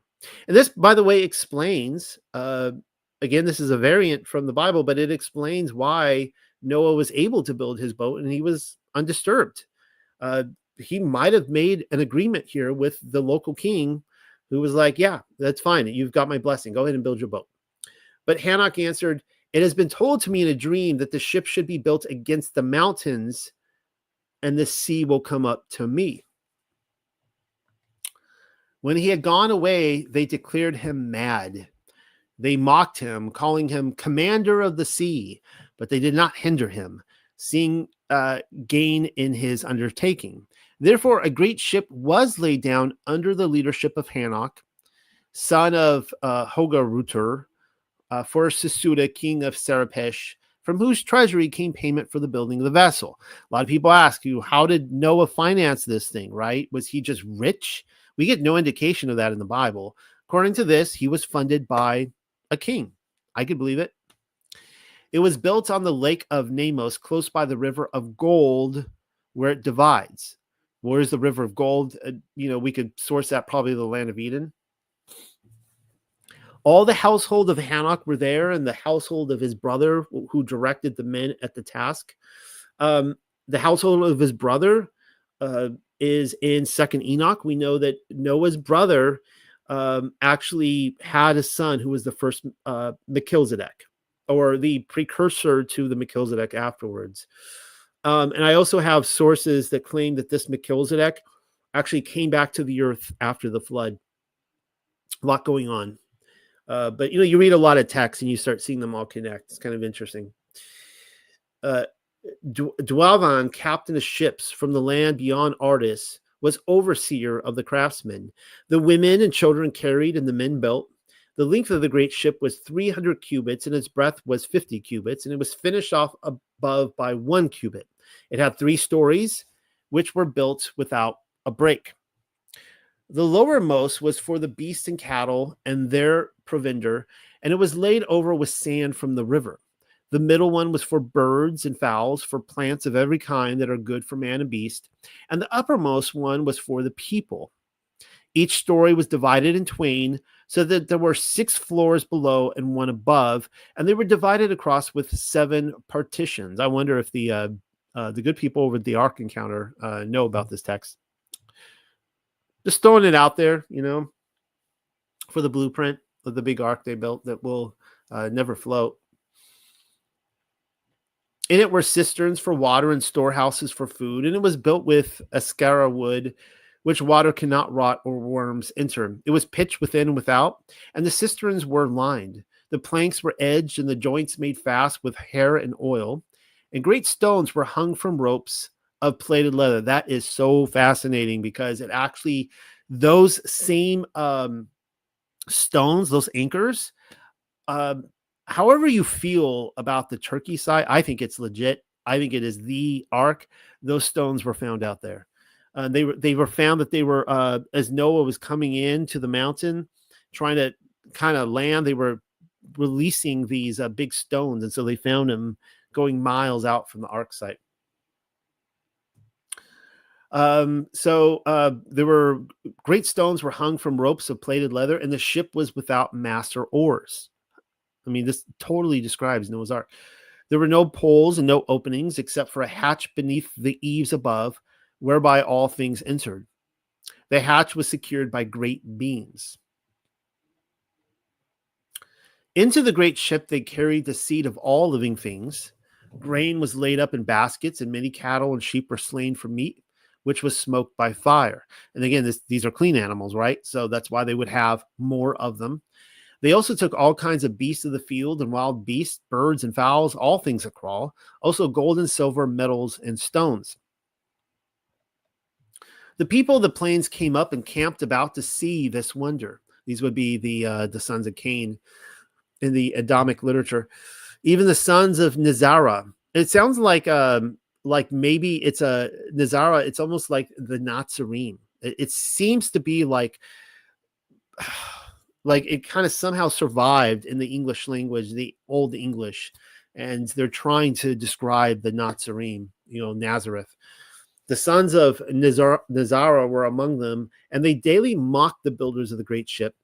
But these were not dismayed and toiled harder at the task. They said to the mockers, "Have your hour, for ours will surely come." On the appointed day, they who were to go with the great ship departed from their homes and their encampment. They kissed the stones and embraced the trees, and they gathered up. So there's some tree huggers right there. You realize, right, that big wave's going to come in, take out you're not going to see those trees ever again. When you get off that boat, they're all gone. I would be hugging some trees too. I mean, I love trees, so I'd be saying my goodbyes to the forest. And they gathered up handfuls of the earth. For this, they would see no more. Kind of an interesting visual picture there to see Noah and his sons and their wives going and collecting, like putting like vials of soil just to remember it. They don't know what's going to happen on the other end, maybe. They loaded the great ship with their possessions, and all their provender went with them. They set a ram's head over the hatch, pouring out blood, milk, honey, and beer. Beating upon their breasts, weeping and lamenting, the people entered the great ship and closed the hatch, making it secure within. The king had entered, and with him those of his blood, and all 14. For it was forbidden that his household go into the ship of all the people who entered with him. 2 understood the ways of the sun and moon.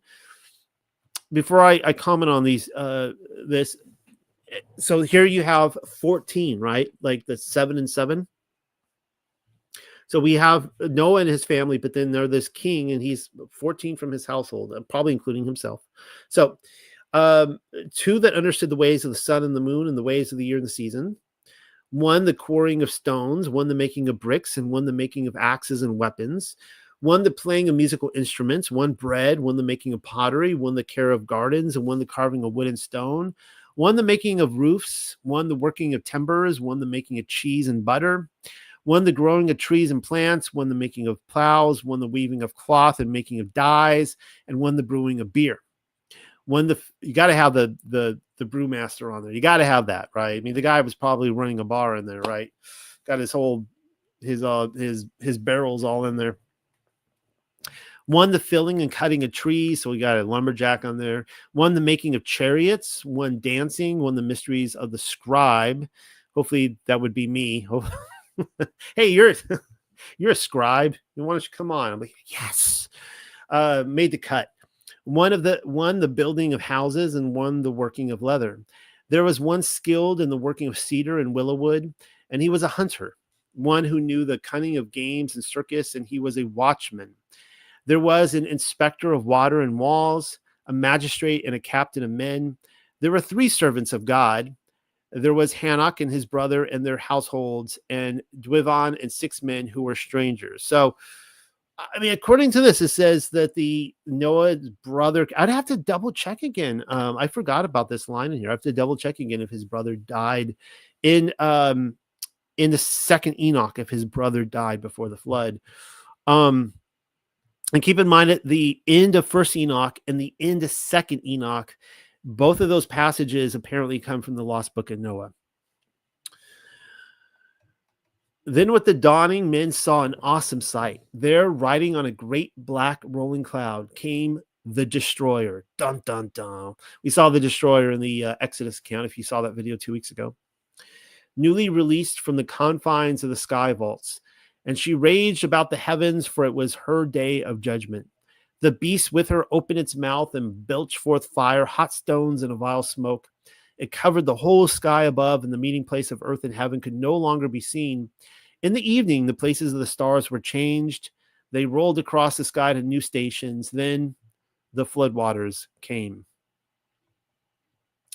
The floodgates of heaven were opened, and the foundations of earth were broken apart. The surrounding waters poured over the land and broke upon the mountains.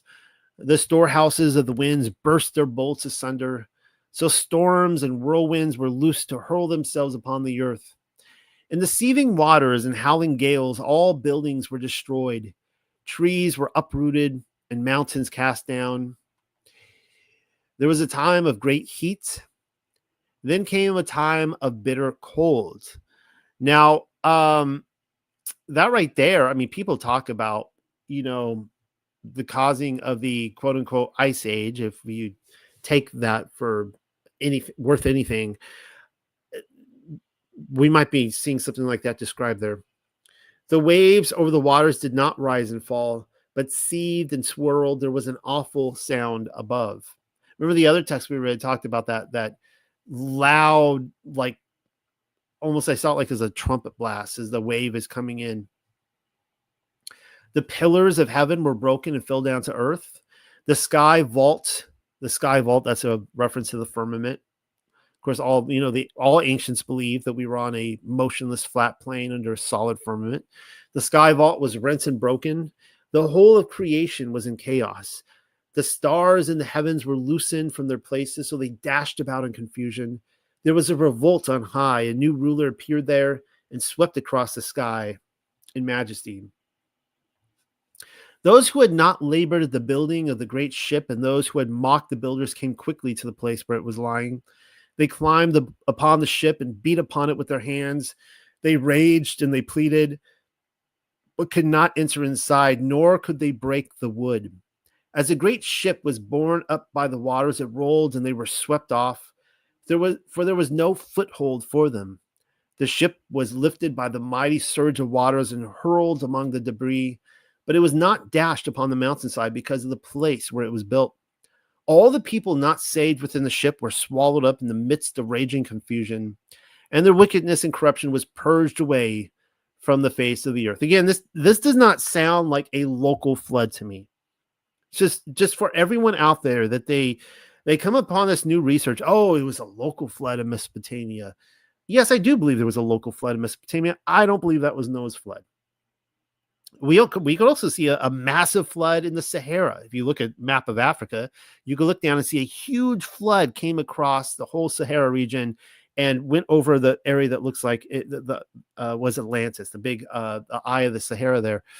Not Noah's flood. It was a different flood. Maybe it was a post Noah's flood. I don't really know. It wasn't there. The swelling water swept up the mountaintops and filled the valleys. They did not rise like water poured into a bowl, but came in great surging torrents. But when the tumult quieted and the waters became still, they stood no more than 3 cubits above the earth. The destroyer passed away into the fastness of heaven, and the great flood remained 7 days, diminishing day by day as the waters drained away to their places. So again, you get another 7-day account rather than 40. Then the water spread out calmly, and the great ship drifted amid a brown scum and debris of all kinds, which would make sense, right? So there, even before many animals would have been fossilized, they would have been bloating corpses up there, floating around, getting, of course, picked off, eaten by fish, and then very few would have been fossilized. And one of the reasons why we find fossil boneyards,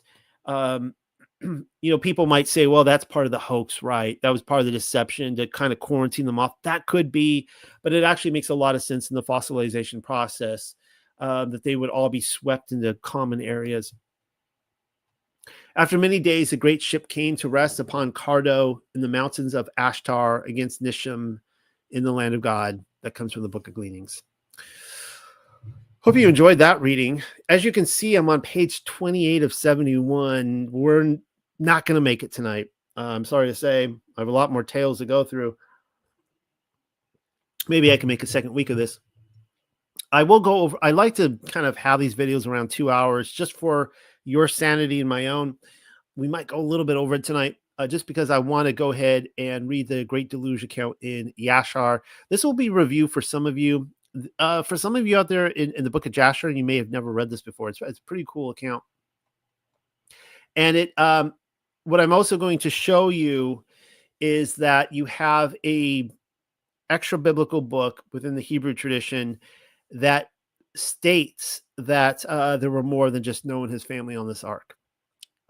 So, I know we have the Epistle of Peter that talks about the the 8 souls. And I've seen that talked about in different ways. You can take it for what it is, right? You can go with, no, there were just 8 people on that ark, nobody else.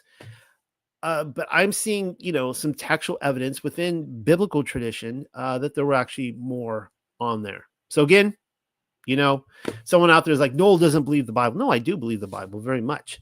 But I love wrestling with these different texts, extra biblical as well. And when I do that, when I don't just toss things aside because it doesn't fit up with my understanding of reality, I find that I learn a lot more. So at that time, after the death of Methuselah, or in the Paleo, if I forgive me, I'm going to butcher this, Mathu u Shalaha, Yahweh said to Nook, Go you with your household into the ark. Behold, I will gather to you all the animals of the earth, the beasts of the field, and the fowls of the air, and they shall all come and surround the ark. And you shall go and seat thyself by the doors of the ark, and all the beasts, the animals, and the fowls shall assemble and place themselves before you. And such of them as shall come and crouch before you shall you take and deliver into the hands of your sons, who shall bring them to the ark, and all that will stand before you, you shall leave. So Remember now, like lions, tigers, and bears, right? Those are all unclean animals. So only 2 bears, 2 lions, 2 tigers, male and female. No, they did not have pronouns. They were literally biological, male and female. No trannies coming on the ark, even though they were unclean. But let's assume that there were 4 bears coming up to Noah. And the picture being put forward here is that, okay, 2 of those are going to bow before you and 2 of those will not. The 2 bears, the male and the female that bow before you, you're going to take those onto the ark. The other is going to stay behind. We'll see what's going to happen and why that is. And Yahuwah brought this about on the next day, and animals, beasts, and fowls came in great multitudes and surrounded the ark. And Nuck went and seated himself by the door of the ark, and of all flesh that crouched before him, he brought into the ark, and all that stood before him he left upon the earth. And a lioness came with her 2 whelps, male and female, and the 3 crouched before Nuck. Uh-oh. I was wondering about this situation. What would happen that more than 2 bowed down? And the 2 whelps rose up against the lioness and smote her and made her flee from her place. And she went away, and they returned to their places and crouched upon the earth before Nuck. And the lioness ran away and stood in the place of the lions. And Nuck saw this and wondered greatly. And he rose and took the 2 whelps and brought them into the ark. And Nuck brought into the ark from all living creatures that were upon the earth, so that there was none left but which he brought into the ark. 2 and 2 came to Nuck into the ark, but from the clean animals and clean fowls, he brought 7 couples, as Elohim had commanded him. We saw that earlier tonight in Genesis. And all the animals and beasts and fowls were still there, and they surrounded the ark at every place. And the rain had not descended till 7 days after. And on that day, remember now, the context here is that 7 days after Methuselah died. And on that day, Yahuwah had caused the whole earth to shake, and the sun darkened. We saw that in other texts, right, where the sun was darkened. And the foundations of the world raged. We saw that. And the whole earth was moved violently. This actually sounds like a reading from the book of Britain. And the lightning flashed, and the thunder roared, and all the fountains of the earth were broken up, such as was not known to the inhabitants before. And Elohim did this mighty act in order to terrify the sons of men, that there might be no more evil upon the earth. And still the sons of men would not return from their evil ways. So for those of you out there who are like, no, they were giving in marriage, and they were eating and feasting when the flood came. Yeah, they were doing that too. They would not return from their evil ways.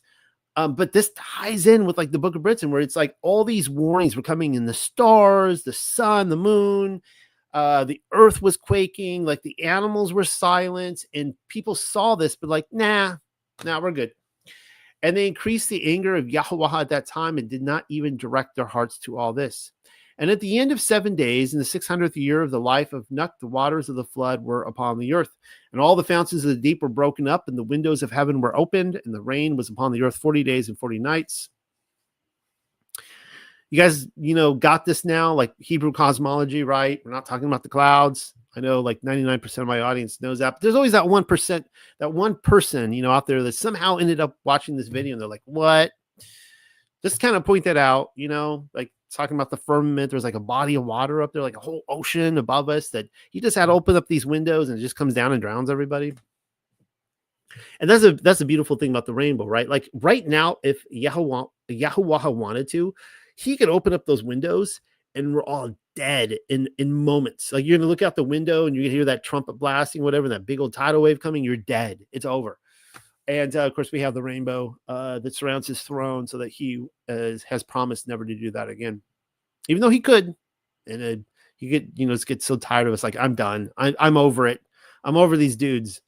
Just kill them all. Drown them right now. And his angels would, obey him if he said it. And Nuck and his household and all the living creatures that were with him came into the ark on account of the waters of the flood, and Yahuwah shut him in. And all the sons of men that were left upon the earth became exhausted through evil on account of the rain, for the waters were coming more violently upon the earth, and the animals and beasts were still surrounding the ark. And the sons of men assembled together, about 700,000 men and women, and they came unto Nuck to the ark. 700,000 men and women. One of my regrets tonight is we are out of time. And you can look at what page we're at. We're halfway through. I have a bunch of stuff on the giants and a whole passage on the 100,000 giant war. So you're looking at 700,000 men and women here surrounding the ark. That's a lot of people. Like that is in times when like most cities, even in the Middle Ages, had like 1,000 people in them. To get 700,000 men and women to surround the ark, like this is desperation on their part, right? And while this was happening, you have the 100,000 giants, the Rephaim and the Nephilim that are duking it out, and the waters are rising above them, and they're just all killing each other. And they called to Nuck, saying, "Open for us that we may come to you in the ark, and wherefore shall we die?" And Nuck, with a loud voice, answered them from the ark, saying, "Have you not all rebelled against Yahweh and said that he does not exist? And therefore Yahweh brought upon you this evil to destroy and cut you off from the face of the earth. Is not this the thing that I spoke to you of 120 years back? And you would not hearken to the voice of Yahweh. And now do you desire to live upon the earth?" Let me just skip ahead a few verses here for lack of time. "And the sons of men approached in order to break into the ark, to come in on account of the rain, for they could not bear the rain upon them. And Yahweh sent all the beasts and animals that stood around the ark." So for those of you who are suspended in suspense, not knowing what these animals were doing. Yes, there's several 100,000 people surrounding the ark, and all these animals are there. And this is what I want to see in a movie. I want to see the 100,000 giant war happening, which is pretty wild. I mean, Lord of the Rings doesn't even cover how wild this 100,000 giant war was. But I want to see these animals around the ark, and this is what happened. The beasts and animals that stood around the ark overpowered them and drove them from that place, and every man went his way, and they again scattered themselves upon the face of the earth. So that's pretty crazy. So all those animals were chosen there to fight off the people that Yahweh knew would attack the ark. Now, this is what I want you to see to close this tonight. At the end of the flood, at that time, on the 27th day of the second month, the earth was dry, but Noah and his sons and those that were with him. So this is additional to Noah and his 3 sons. There were others with him. We read about that king that financed him, and he got to take 14 people, did not go out from the ark until Yahweh told them. And the day came that Yahweh told them to go out, and they all went out from the ark. So all of them, not just the 8, and they can get this. And they went and returned everyone to his way and to his place. And Noah and his sons dwelt in the land that Elohim had told them. And they served Yahweh all their days. And Yahweh blessed Noah and his sons on their going out from the ark. So right there you see that there were other people on the ark. We don't know how many. Could have been hundreds, thousands, could have been 14. We really don't know. They were on there, and they were all these different nations, and they were told to, they were selected because they were righteous or they weren't wicked or something. I mean, they were spared for some reason. I guess for the simple fact that they just listened to Noah. They're like, yeah, I think I agree with you. I think these are wicked times, and I see the signs in the heavens. This is making sense, Noah. Like, I get this. And they were probably all told they were crazy by their families and disowned, and weren't they happy, thrilled that, when that rain came down, they were in the ark. Anyways, we see that right here in the book of Jasher. A lot of people read this, they miss it, but yes, it seems like there were more people in the ark. Yeah, so unfortunately, we're going to end this tonight. I'll have to get to this some other time. We'll talk about maybe the Untold Stories of Noah and the Great Deluge Part 2 or something like that. More stories, because there's a lot of them out there. I hope you guys enjoyed that. Let's do this again. On a closing note, I just want to say, and I'll play a video here from my friend Polly. We are a ministry. We are asking for ministry supporters, people who want to come along with us and invest in the writing of the Paleo-Hebrew Bible. We want to turn the whole thing out, not to mention all the other research books we put out, the research papers I write. We support Two Widows here. We need your help. We ask that you pray to Yah to see, see if you feel led to even be our just prayer partners. We need prayer partners. We need people praying for me, praying for Rebecca, for Pamela, for the others here. Yeah. Love you guys. Let's do this again. Good night, everybody. Have a good Sabbath rest.